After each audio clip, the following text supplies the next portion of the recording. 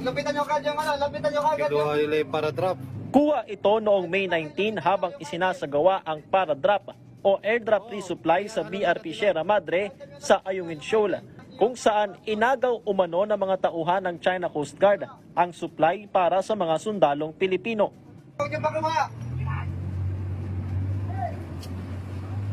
Yung mga baril natin, standby dyan sa sa Gandam. Meron pa kayong baril, sir? Meron pa baril natin dyan, standby nyo dyan. Naghabulan at nagkaroon pa ng konfrontasyon kung saan makikitang may hawak na panungkit ang tauhan ng China Coast Guard hanggang sa bumangga ang sinasakyan nilang RIB sa inflatable boat ng Philippine Navy. Nang malamang mga pagkain ang laman ng package gaya ng tinapay, kape at gatas na para sa BRP Sierra Madre, agad itong tinapon ng China Coast Guard sa dagat na pinulot ng ating mga sundalo. Only the items that were floating on the water were recovered. These are just some of them, but most of the supplies sunk, no?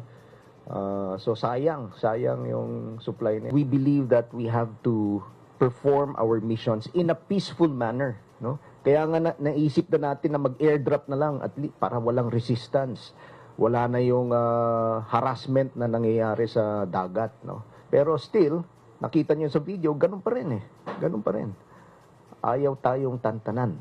Siguro naghahanap sila ng construction materials, no? But it was just a small package, no? Enough to carry food items and enough for it to float on the water. They lack common sense.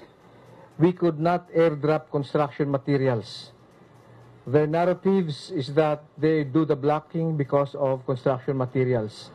I would like to point out that they have zero common sense. You will see that what appeared there is all food stuff. Itinanggi rin ng AFP ang paratang ng China Coast Guard na tinutukan sila ng baril ng mga tauhan ng BRP Sierra Madre. Gayunman, may hawak na arma sa mga sundalong Pilipino bilang self-defense kung may iba pang mangyari.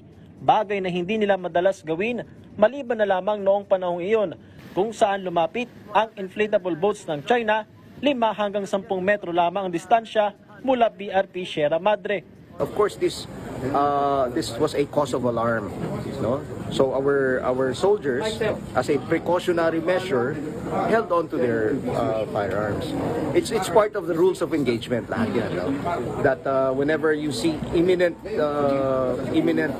threats coming to your way, syempre maghanda ka naman, no? Hindi pwedeng hindi ka handa in case something happens. Kinumpirma rin ng AFP na hinarang ng China ang medical evacuation sa isa sa mga sundalong Pinoy mula BRP Sierra Madre na nagkasakit.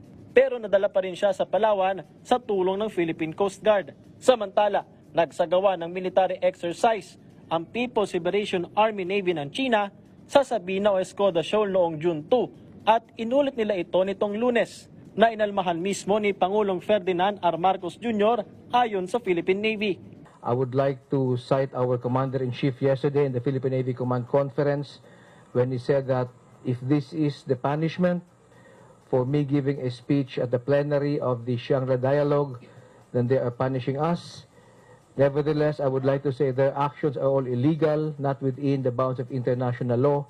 Muling nanindigan ng AFP na hindi sila patitinag sa mga paninindak ng China.